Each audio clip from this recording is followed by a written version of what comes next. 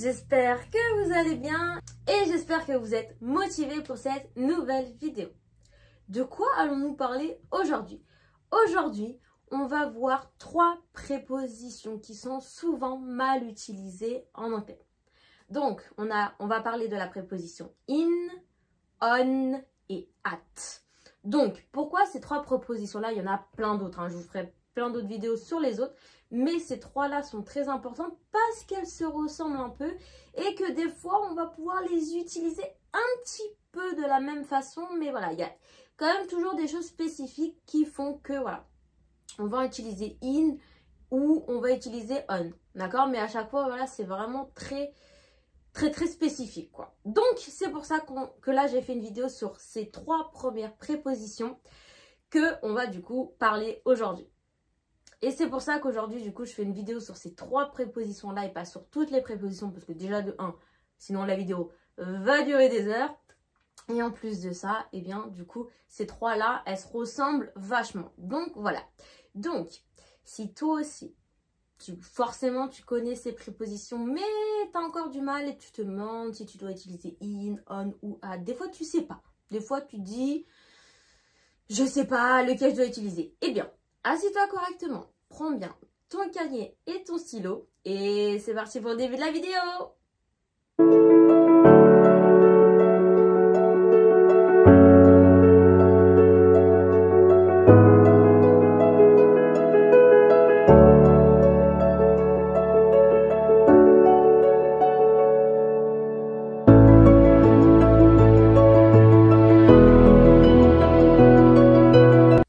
Donc déjà, pourquoi je vous fais une vidéo sur ces 3 prépositions? Pourquoi juste avant, dans l'intro, j'ai dit que ces 3 prépositions, elles se ressemblaient un petit peu? Eh bien, tout simplement parce que ces 3 prépositions, ce sont des prépositions de temps et d'endroit. Ok? Qu'est-ce qui veut dire? Qu'est-ce que ça veut dire? Ça veut dire que ces 3 prépositions-là, on va les utiliser quand on va parler du temps. Donc, quand je parle de temps, je ne parle pas de la météo, je parle du temps, voilà, par exemple, aujourd'hui, les dates, etc. Et on va les utiliser, du coup, quand on parle d'endroit, de lieu, etc. D'accord? Ce sont des prépositions de temps et de lieu. Donc, voilà pourquoi je disais que ces prépositions se ressemblent beaucoup et aussi pourquoi je fais cette vidéo. Du coup, on retient que voilà, ces 3 prépositions, ce sont des prépositions de temps et de lieu. Maintenant, la question est, quand est-ce qu'on va utiliser chacune des prépositions? Eh bien, en fait, toutes ces prépositions, on va pouvoir les utiliser un petit peu pour la même chose. Sauf que la différence qu'il va y avoir entre ces 3 prépositions, c'est que in, on va vraiment l'utiliser dans un sens plus général, on dans un sens un peu moins général et at qui va être précis. D'accord? Donc voilà, à chaque fois, vous allez voir que c'est un petit peu la même chose, mais at, c'est vraiment, voilà, on parle de quelque chose de précis. On est un peu plus général, on n'est pas trop précis, mais pas trop général non plus, entre les deux. Et in, voilà, on parle de façon très générale. Ok? Donc, j'arrête mon charabia, je vais commencer à vous donner des exemples, ça sera beaucoup plus clair pour vous. Donc, premièrement, on va commencer avec la partie temps, d'accord? Donc, in, on et at, comment on va pouvoir les utiliser pour parler du temps? Et du coup, on va commencer premièrement avec in. In, on l'utilise du coup quand on parle d'une période de temps. Donc, par exemple, in the future, in the past, in the present. Donc, par exemple, in the future, I will get married. Donc là, j'utilise in before the future. In the future, I would get married. Or, in the past, I studied hard at school. D'accord? Donc, quand voilà, vous parlez d'une période de temps, in the future, in the present, in the past, vous utilisez tout simplement la préposition in. In, on l'utilise également quand on parle des mois et des années. Par exemple, in 1996, in the 80s, donc dans les années 80, in the 80s. Donc par exemple, si je dis in 1997, I was born, or I was born in the 90s. Donc là, je parle d'année, j'utilise in. Pareillement quand je parle de mois. In November, in September, in October. I was born in September. Je parle de mois, je dis le mois où je suis née, donc j'utilise in. Et là, toujours, voilà, on parle de façon très générale. Ensuite, on utilise également in quand on parle des saisons. Donc, on se rappelle les 4 saisons. In summer, in autumn, in winter, in spring. Donc, par exemple, un exemple. In autumn, I like seeing the changing of the leaves. Ce qui signifie, en automne, j'aime voir le changement des feuilles. Donc là, voilà. Devant, du coup, les 4 saisons, on utilise la préposition in. On l'utilise également devant les parties de la journée. Donc, in the morning, in the afternoon, in the evening. D'accord, on se rappelle matin, après-midi et soir. Morning, afternoon, evening. Et là, on utilise la préposition in. Donc là, pareil, un exemple. In the evening, I like playing board games. En soirée, j'aime jouer aux jeux de société. Donc là, evening, in the evening. Je mets du coup la préposition in. Super, on a terminé avec la préposition in. On continue avec la préposition on. Quand est-ce qu'on utilise on? Donc comme je vous l'ai dit, on au final ça va être un petit peu la même chose que in, mais de façon un peu plus précise sans être trop précis également. Parce que du coup quand on est plus précis, on va utiliser at. Donc on se rappelle, au début on a vu in, on l'utilise quand on parle d'année et de mois. D'accord? Donc là, de façon un petit peu plus précise, on va l'utiliser quand on parle d'une date. D'accord? Donc par exemple, on the 2nd September 1997. D'accord? Donc là, je donne une date. Je peux également faire une phrase avec. On the 2nd September 1997, I was born. Ou alors, on his birthday, we went out for dinner. Donc, pour son anniversaire, nous sommes sortis pour dîner. Donc là, voilà. Je parle de quelque chose qui est un peu plus précis. D'accord? Donc, je donne une date. Donc, j'utilise on. On l'utilise on aussi quand on parle de vacances. Mais attention, il y a une petite aparté. On l'utilise uniquement quand il y a le mot day. Par exemple, on Christmas Day. Si jamais je dis on Christmas, c'est pas bon. Je suis obligée d'utiliser le mot day pour dire du coup le jour de Noël, on Christmas Day. Ou alors pour le jour du Nouvel An, on New Year's Day. Donc là, pareil, je dois forcément mettre le mot day, sinon je ne pourrais pas utiliser la préposition on. Maintenant, on utilise également on quand on parle des jours de la semaine. Donc, on Monday, on Tuesday, on Wednesday, etc., etc. Par exemple, si je veux dire le lundi matin, on Monday morning. Ou quand je parle de jour, donc on the first day of September. Le premier jour de septembre. On the first day of September. Là, du coup, c'est plus précis que in, donc on utilise on. Maintenant, on va parler de at. Donc, at, on se rappelle, précis. D'accord? Là, c'est beaucoup plus précis que on et at. Donc, on utilise at quand on parle de l'heure. Ou alors, on peut aussi l'utiliser quand on parle d'un moment précis. D'accord? Par exemple, on dit at 10 a.m. or at 3 o'clock, at sunset, at sunrise. Donc, sunset, le coucher du soleil. Sunrise, le lever du soleil. En même temps, on apprend du vocabulaire. Ou alors, tout simplement, at the moment. Maintenant. At the moment. Par exemple, what are you doing at the moment? Donc, at. Là, je parle de maintenant. Voilà, je suis précis. Je te demande ce que tu fais maintenant parce que tu vas faire plus tard ou je ne sais pas quand. Non, je parle de ce que tu vas faire maintenant. Donc, at the moment.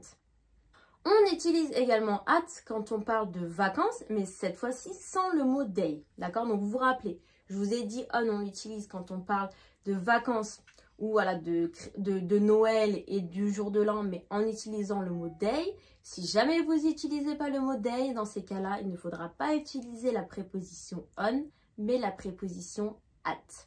Donc par exemple, on Christmas Day, at Christmas. On New Year's Day, at New Year. Donc par exemple, at Christmas, I like to spend time with my family. On Christmas Day, I like to spend time with my family. D'accord? Donc là, c'est vrai que c'est un petit peu subtil, hein, voilà. Et si on ne le sait pas, on ne peut pas le deviner. Mais voilà, maintenant que vous le savez, j'espère que vous ne ferez plus l'erreur. Donc, on Christmas Day, at Christmas.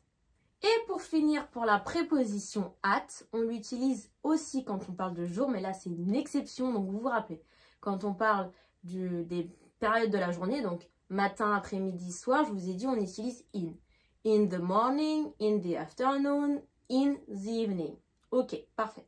Mais il en manquait un. Je ne sais pas si vous l'avez du coup capté, mais il en manquait un. Il manquait night.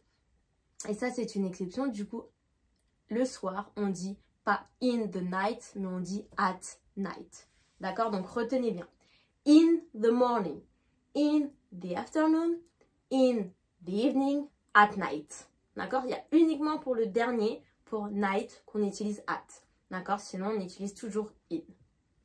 Et voilà du coup pour les trois prépositions, du coup les prépositions de temps. Mais comme je vous l'ai dit au début de la vidéo, ce ne sont pas uniquement des prépositions de temps, mais aussi des prépositions de lieu. D'accord? Donc maintenant on va voir du coup quand est-ce qu'on va pouvoir les utiliser quand on veut parler d'un lieu. Mais c'est toujours la même chose. Toujours in de façon générale, on un peu moins général et at quelque chose de précis. D'accord? Ça reste toujours du coup le même sens un peu, mais du coup là on va pas parler de temps mais de lieu. Super, donc on va commencer avec in. Donc in, on se rappelle, je l'ai dit 46 000 fois dans cette vidéo, mais on se rappelle, on l'utilise quand on parle de façon très générale. Ok? Donc in, on va l'utiliser quand on parle de pays ou de ville. Donc par exemple in France, in United States, in Paris, in Belgium, etc., etc. Donc, par exemple, I live in Paris.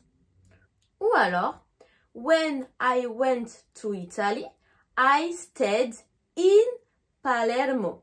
D'accord? Donc voilà, in, je l'utilise à chaque fois devant les noms de villes et les noms de pays. Ensuite, on utilise également in quand on parle d'espace, mais d'espace fermé. D'accord? Donc, par exemple, in a car. D'accord? Donc, voilà, quand on parle de petits espaces fermés, on utilise in. Donc, par exemple, we are in a taxi. We are in a classroom. Ok? Donc, voilà, petit espace fermé, on utilise in. Et c'est fini pour in. Maintenant, on va passer à on. Donc, on, pareillement, on se rappelle, donc, on parle un peu moins généralement, mais on ne parle pas trop précis. Parce que précis, on se rappelle, c'est at. Très bien. Donc, on, quand est-ce qu'on l'utilise? Donc, in, on l'utilise quand on parle de pays et de ville. Et donc là, on va aller un petit peu plus précisément, sans trop être précis. Et du coup, on va utiliser on quand on va parler de la rue, de l'avenue. D'accord? Par exemple, on Main Street, on the Fifth Avenue. D'accord? Donc là, je parle de la rue, du nom de la rue, du nom de l'avenue. Donc, je suis plus précise. Donc, j'utilise on. On l'utilise également quand on parle de surface. D'accord? On the floor, on the ceiling, on the roof, on the table.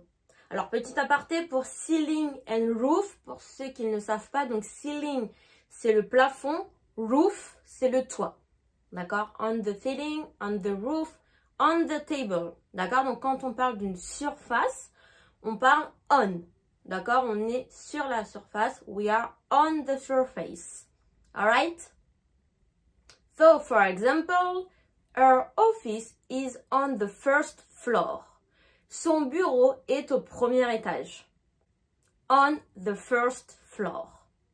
Or, I am on the top floor. Je suis au dernier étage. On the top floor, au dernier étage.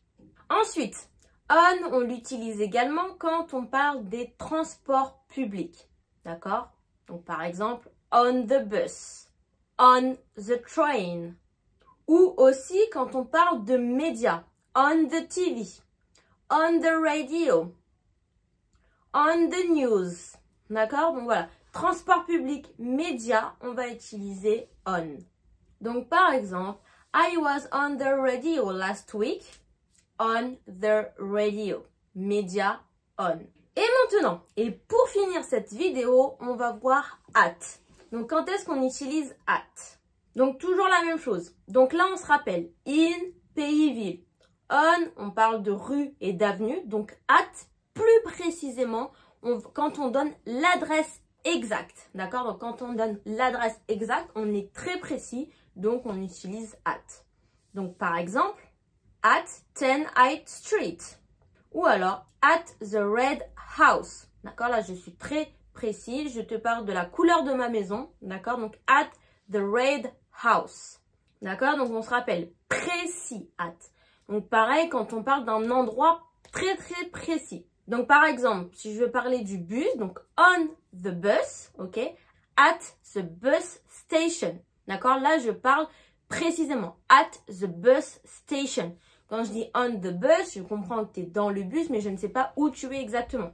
Alors que quand tu me dis I am at the bus station, je sais exactement où tu es. Tu peux même rajouter le nom de la station de bus, comme ça je saurai encore plus exactement où tu es. Un autre exemple, at the museum. I am at the museum. Ok, donc dès que vous êtes en fait tout simplement à un endroit, vous utilisez at.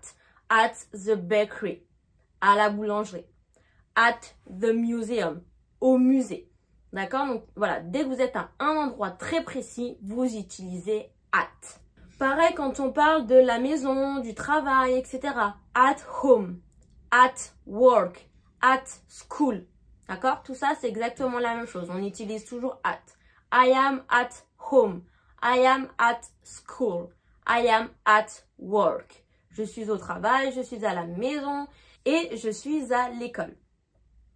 Ensuite, on peut utiliser at aussi quand vous utilisez les mots suivants. Top, bottom, hand and start.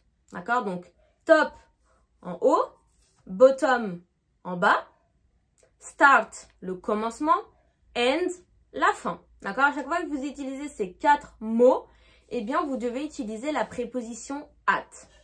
On va voir un exemple avec chaque, ne vous inquiétez pas. Par exemple, at the end of the river. At the end. At the end of the river. Là, j'ai bien utilisé at avec le mot end. Un autre exemple, at the top of the page. At the top. Top, at. Together. At the top of the page. Donc là, pareil, j'utilise top, donc j'utilise la préposition at. Un autre exemple, at the bottom of the stairs. At the bottom of the stairs, en bas des escaliers. I am at the bottom of the stairs. Je suis en bas des escaliers. Donc là, j'ai le mot bottom, donc j'utilise at. At the bottom, ok? At the top, at the bottom, at the end, at the start, ok? Donc, at the start, au début. At the end, à la fin. At the top, en haut. At the bottom, en bas, tout simplement. D'accord? Donc, à chaque fois, retenez bien que vous utilisez ces 4 mots. Vous utilisez la préposition at. Ensuite, et pour finir cette petite vidéo et du coup cette dernière préposition, at, on l'utilise quand on est assis sur une surface. D'accord? Donc, on se rappelle, quand on parle d'une surface, d'accord, on utilise on the floor. Mais si vous êtes assis sur cette surface, là, vous n'allez pas utiliser on, mais vous allez utiliser at. Je vais vous donner 2 exemples avec on et at pour que vous voyez bien la différence entre les deux. So, for example, my laptop is on the desk. My laptop is on the desk, but I am sitting at the desk. My laptop is on the desk and I am sitting at the desk. On the desk, at the desk. D'accord? Donc, mon ordinateur est sur mon bureau et je suis assis au bureau. D'accord? Je ne suis pas assise sur le bureau, je suis assise à mon bureau. D'accord? Même en français, on n'utilise pas la même préposition. En anglais, c'est pareil. D'accord? Donc, retiens bien. You sit at a surface and you put things on the surface. Ok? Donc, vous êtes toujours assis à un endroit, à une place, mais vous mettez vos choses, vous posez vos objets sur une place. D'accord? Donc, on the desk, sur le bureau, at the desk, au bureau. D'accord? Vous êtes assis à votre bureau. Et voilà, du coup, c'était le dernier exemple de la préposition at quand on parle de lieu. Et voilà, donc c'est terminé pour cette petite vidéo. Je sais qu'il y a plein d'informations dans cette vidéo, mais notez bien tout. Moi, ce que j'aime bien faire, c'est faire un tableau. Je fais un tableau avec, du coup, le temps, in, on, at, quand est-ce qu'on les utilise, le lieu, in, on, at, et quand est-ce qu'on les utilise. Comme ça, c'est vraiment plus clair parce que écrire des pavés avec des trucs, tout ça, non, après, quand tu as envie de les relire, ça te bourre le crâne, quoi. Donc, moi, j'aime bien faire des petits tableaux comme ça, c'est plus clair, c'est plus aéré. Et après, quand tu reprends ta feuille et que tu relis, bah, ça te saoule moins, quoi. Donc voilà, faites-vous des petits tableaux, enfin, faites-vous ce que tu veux, ce que vous voulez, des codes couleurs, voilà, vous soulignez, vous entourez, vous mettez de la couleur, vous faites des dessins, ce que vous voulez. Mais essayez de faire des trucs un petit peu harmonieux, un petit peu jolis qui, du coup, vous donnent envie après, quand vous allez retrouver votre feuille, à vous relire et à apprendre. Parce que le but de cette vidéo, c'est surtout d'apprendre sur le long terme. D'accord? C'est pas, on regarde la vidéo, on comprend, 3 semaines après, on oublie tout. Non, le but, c'est du coup de noter et de relire de temps en temps pour du coup les retenir sur le long terme. Ok? Bon, je vous laisse tranquille parce que je sais que cette vidéo là commence à être longue. Donc, je vous laisse tranquille. Notez bien tout ce qu'on a vu aujourd'hui. N'oubliez surtout pas, si jamais vous avez aimé la vidéo, comme à notre habitude, mettez un petit like, ça me ferait énormément plaisir. N'hésitez pas aussi, si ce n'est pas déjà fait, à vous abonner. Comme ça, tous les mercredis, vous recevrez une petite annonce avec la sortie de la nouvelle vidéo. Si jamais vous avez des idées de vidéos, des trucs que vous voulez que, voilà, des sujets que vous voulez que j'aborde, n'hésitez pas aussi à me le mettre en commentaire. Comme ça, bah, je préparerai des vidéos sur ce sujet-là. En attendant, révisez bien ce qu'on a vu aujourd'hui et on se dit à la prochaine pour la prochaine vidéo. Goodbye!